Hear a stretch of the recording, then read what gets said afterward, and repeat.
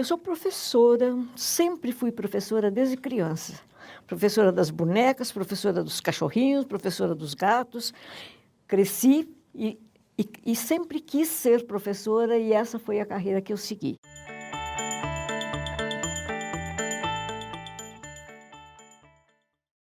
Eu me formei numa escola normal, no interior de São Paulo, vim para São Paulo e enquanto eu lecionava na escola, numa escola primária, eu fiz a universidade, o curso de pedagogia, fiz pós-graduação em pedagogia, aí fui dar aulas para as escolas normais, para os alunos de escola normal. Quando prestei um concurso para o Ministério da Educação, num projeto em 1960, num projeto do governo norte-americano e do governo brasileiro que pretendiam instalar aqui em São Paulo, na sede do Ministério da Educação, que é hoje a Escola de Educação aqui na cidade universitária, eles pretendiam instalar aqui a sede de um Instituto de Recursos Audiovisuais e Desenvolvimento da Educação. Eu prestei esse concurso para fazer esse curso, fui para os Estados Unidos, fiz lá o meu mestrado na Universidade de Indiana, em Bloomington, onde se estava tentando fazer um projeto muito interessante de televisão educativa, que era transmitida através de um avião. O avião subia com a programação e dava volta na região, mandando sinal para as escolas da região. Imagine só o que era a televisão educativa nessa ocasião. De lá, depois de fazer esse mestrado, eu voltei para prestar serviços ao Ministério da Educação. Durante esse período que eu estava no Serviço de Recursos Audiovisuais, eu visitei várias universidades alemãs. Cheguei a uma delas, onde eu fui convidada para uma reunião na Universidade de Bochum. Eu participei de uma reunião que estava projetando uma escola de comunicação e cultura. E essa reunião foi muito interessante, porque participavam vários indivíduos de diferentes países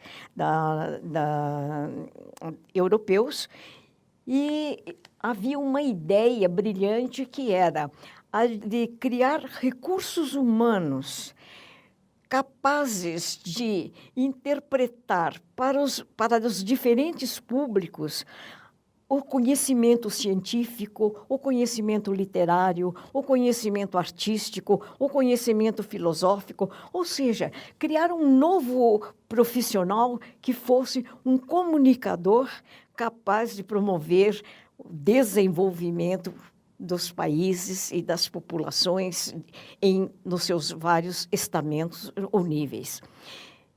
Nessa época, essa era a época do desenvolvimento. A palavra básica dessa década era desenvolvimento.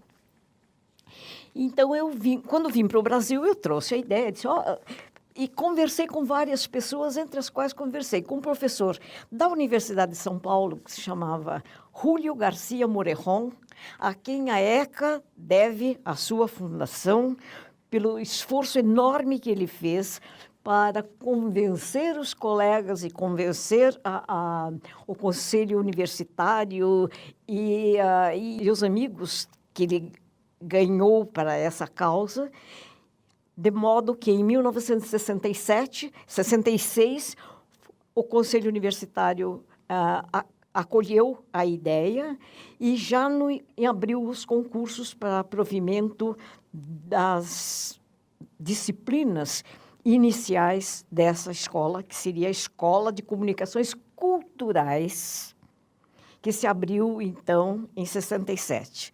Quando eu cheguei, eu tinha já o convite da universidade, porque os meus papéis tinham sido postos em concurso e eu tive a sorte de ganhar a cadeira de Teoria da Comunicação e a chefia de um futuro departamento de comunicações. E foi assim que a ECA nasceu.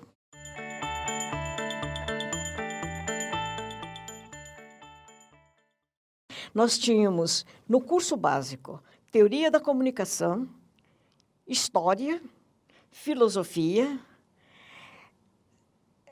estética, português e línguas estrangeiras, espanhol, francês, inglês, alemão.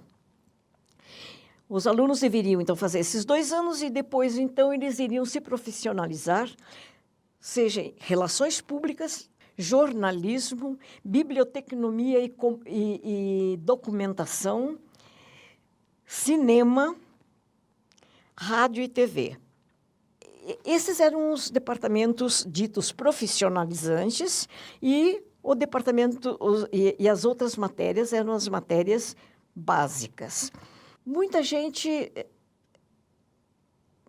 estranhou o curso básico, porque já eram pessoas que vinham do jornalismo, muita gente já veio, muitos dos nossos alunos já eram jornalistas formados. Eu me lembro que o Etevaldo Siqueira já tinha sido prêmio ESSO de jornalismo e veio fazer o curso conosco. Então, as ideias, a maneira de olhar para a comunicação variava muito, e o entendimento de por que aquele curso básico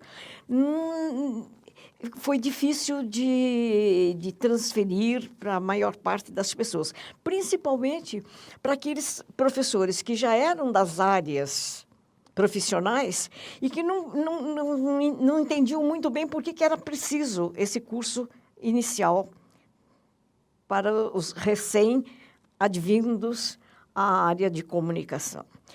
Portanto, a partir de 68, quando houve uma greve muito grande o problema universitário ecoou no mundo inteiro, e também aqui ele teve sua presença. 68, 69, 70 foram anos em que foram ocorrendo modificações dentro do programa, de modo a introduzir, desde o princípio, algumas matérias profissionalizantes e manter também, no final, algumas matérias que eram da área, digamos, de formação básica, de modo que a ECA teve umas 3 ou 4 alterações sensíveis no seu currículo. Mas eu senti que aquela ideia inicial que veio de fora para se transformar esse profissional seria um profissional capaz de resolver problemas de comunicação usando os meios diferentes de comunicação e a sua especialidade. Então, houve uma adequação de conteúdo e de prática, de modo a ajustar-se às necessidades e às intenções dos diferentes departamentos. Então, o departamento de jornalismo, o departamento de jornalismo, de relações públicas, etc., finalmente se tornaram praticamente departamentos autônomos.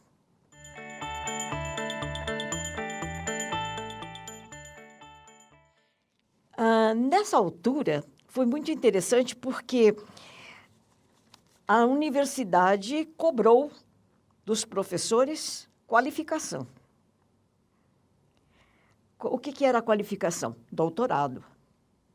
Veja só a grande importância do Departamento de Comunicações e Artes na base da escola. Ele foi o ninho, ele foi o celeiro que abrigou, por exemplo, o Departamento de Música. Os músicos não tinham doutorado, e eles tinham que fazer o doutorado. Então, nós tínhamos que nos doutorar para poder fazer o curso de pós-graduação aqui dentro, para poder acolher os professores que chegavam sem a qualificação requerida pela universidade, fazer o mestrado e depois fazer seu doutorado, para depois, então, eles se instalarem como departamentos autônomos de acordo com as normas da universidade. Nós fomos realmente, a nossa missão como departamento básico foi a de aninhar todas estes filhotes que apareceram, cresceram, se desenvolveram e hoje são uma honra e glória da ECA.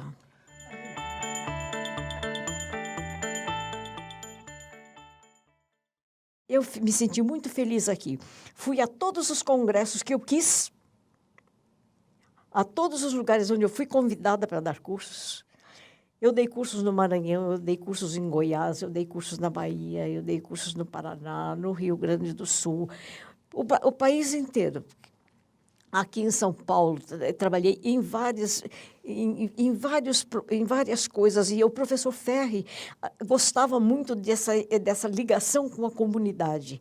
Então, vinha lá a Secretaria da Saúde perguntar como fazer uma campanha contra o lixo. Eu dirigi a campanha contra o lixo em São Paulo, quando o professor Lacasse, que era aqui da Universidade de São Paulo, foi secretário da Saúde da cidade de São Paulo. E foi uma beleza de campanha. Conseguimos que as agências de publicidade viessem conversar com a gente e elas bolaram o projeto de campanha e nós trabalhamos juntos. Foi um exercício de interação e muito frutífero. Eu aprendi muito nessa escola.